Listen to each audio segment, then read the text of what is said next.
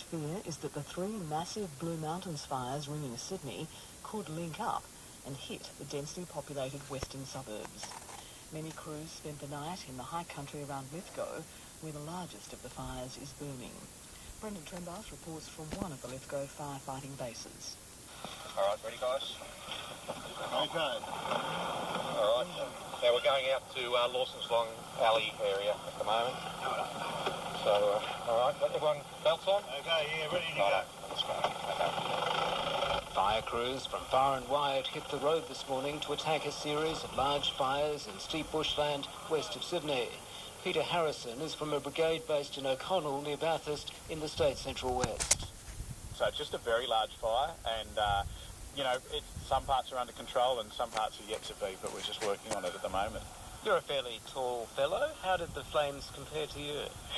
Look, most of the hard stuff, the really hard stuff, was done on Thursday when the fire started and the big winds were up. Like that, talking to the guys that were on the fire trucks that day, there was some really hairy situations. For us last night, it was more about getting some areas under control and back burning and things like that. So it wasn't the size of the flames. It was really just getting some containment lines done.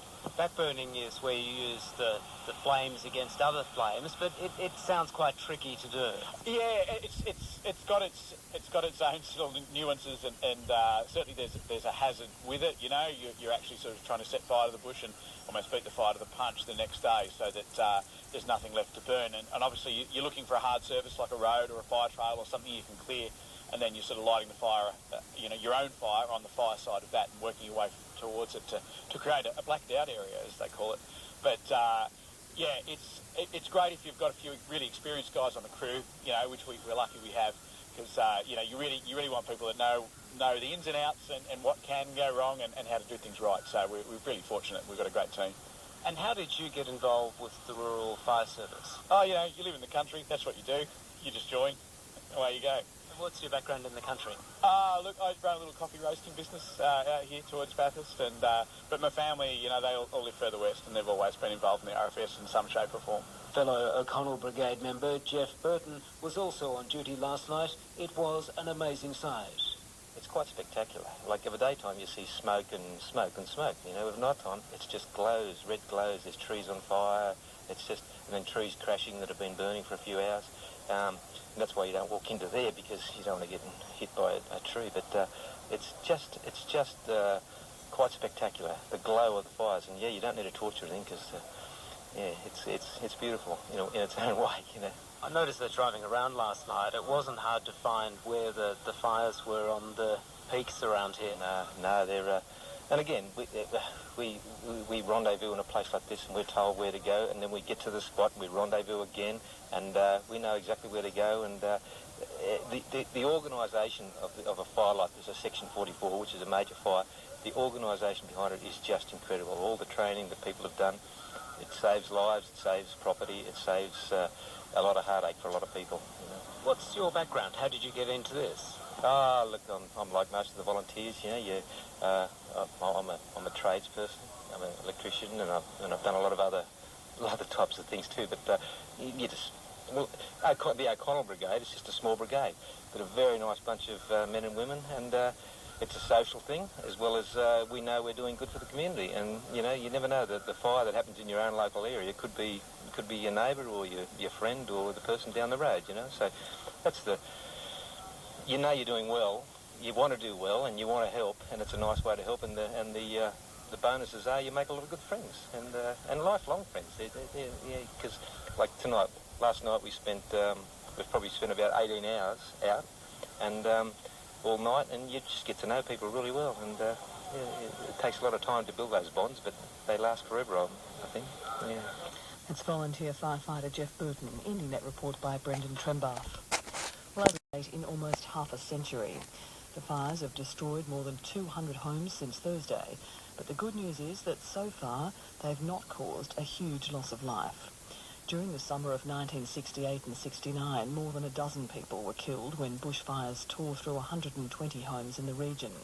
And while fire authorities say that while it's not unusual to see fires in the Blue Mountains this week, what is extraordinary is their size. Martin Cudahy has our report. At the height of the Springwood fire on Thursday, strong winds were fanning uncontrollable flames directly onto homes.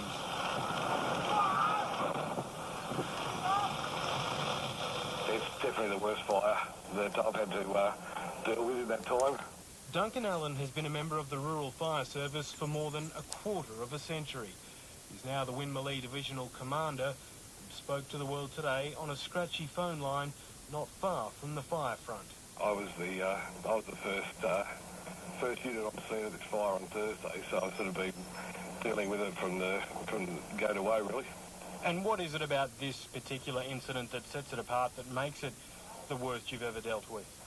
Oh, I suppose, well, probably the speed that it spread, but also the loss of property. The speed that it spread, so why is it travelling so quickly? Oh, well, it was a very nasty day with high temperatures, low humidity, very strong winds from the northwest, and the fire was to the ground and everything's dry. We've had a series of dry days, so all that sort of rounds up to make it bad fire weather. It's been a warm and dry winter, and there's no rain predicted for days. Bad fire conditions at this time of the year are not unheard of, but when it happens regularly, scientists start to see a pattern.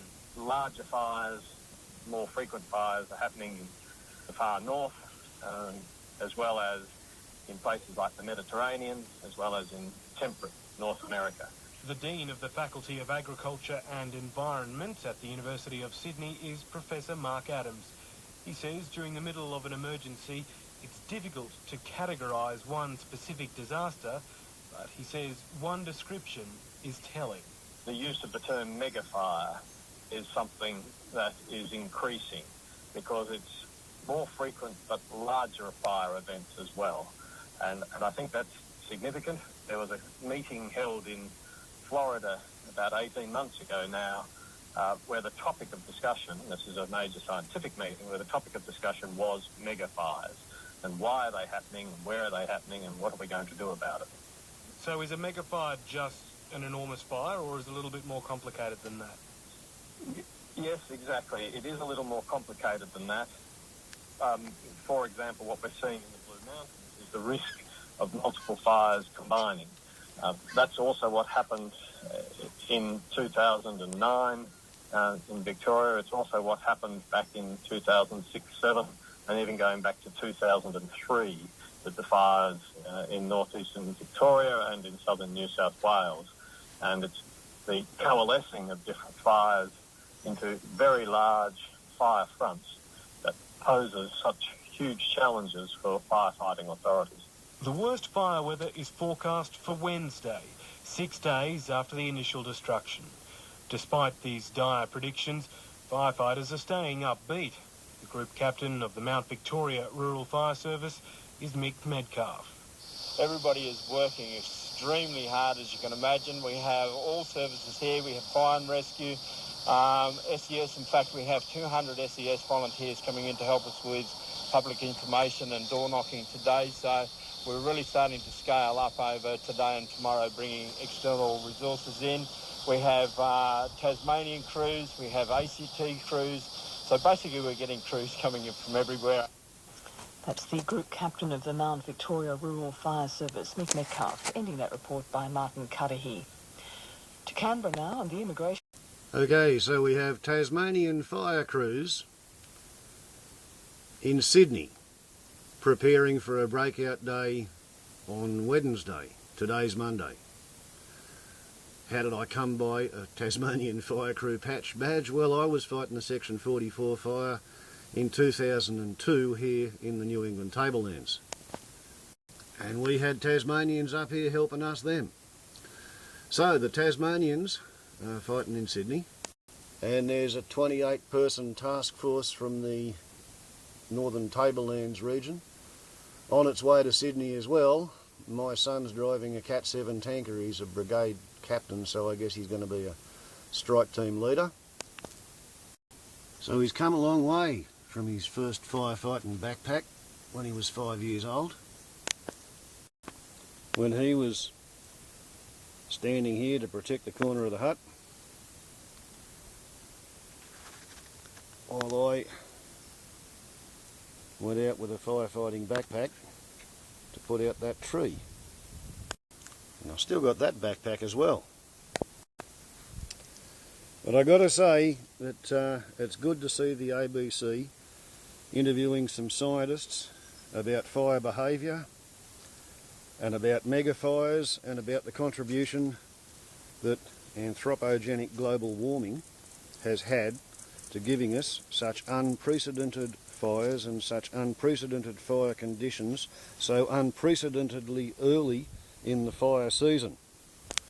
Because there's been some segments of the media who've been gingered up by the Liberal Party and the National Party who've been getting quite upset at the idea that anybody from the green side of politics should dare to mention the correlation between Australia's announcement last week that Tony Abbott wants so badly to repeal the carbon tax that he's prepared to risk a double dissolution election so that he can do it now rather than wait until the middle of next year when Clive Palmer's Australia Party, the Palmer's United Party, will have control of the Senate, and he will presumably find it easier to get the bill through. So Tony Abbott announces that he wants to repeal the carbon tax because he says his quote was, "To say the least, the evidence is contentious and climate science is absolute crap." And for the Liberal Party to honestly believe that putting Tony Abbott out there doing some backburning work at night with his local RFS brigade, what was it, Saturday night? Tony Abbott was on the fireground? Whoa, okay, he wasn't doing any much other than running around blacking out. Pretty easy work. If Tony Abbott wants me to believe that he's serious about it, let him put a GoPro camera on his helmet and stream it live, and we can see what Tony Abbott's doing to fight the fires that his politics have created the conditions for. And we'll see what he's doing on the breakout day. Now, I'll hope to find out from my son what he gets up to on the breakout day. But this is the point. Speaking about bushfires when a bushfire is happening and mentioning that, well, it wouldn't be like this if we hadn't pumped so much crap in the air in the interest of big business and making a profit, that's not politicising the issue, that's factualising the issue. Pretending that there's no connection between bushfires and global warming, that's politicising the issue. Let's have some more factualising of the issues. And meanwhile, very best of luck to all the fireys who are out there. Particularly good luck to my son and his crew and his mates. And yeah, my mother's in the Western Sydney suburbs at the moment. So, warbles on a lot to YouTube. That's my current take on the bushfires. Linking the fires with global warming is not politicising the issue, it is factualising the issue. Vote green or die. Warbles on a lot to YouTube. Ciao.